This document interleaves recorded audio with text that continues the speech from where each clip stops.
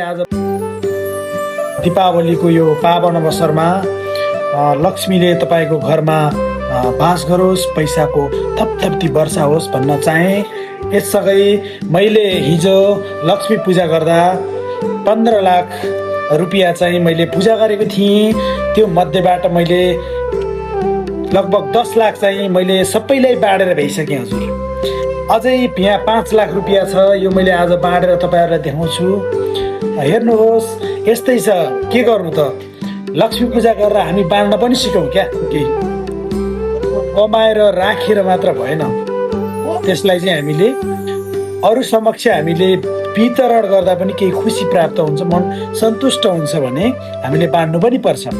यो कुरा सिकौँ भन्दै अब म शुभ दीपावलीको पावन अवसरमा तपाईँले मिठो मिठो किनेर, फलफुल किनेर होइन, सबै चाहिँ राम्रो राम्रो चिजहरू लगाउनुहोस्। मिठो मिठो चिज खानुहोस् किनेर, अनि राम्रो राम्रो चिज लगाउनुहोस्, एकदम खुसी हुनुहोस्, बस्नुहोस् है।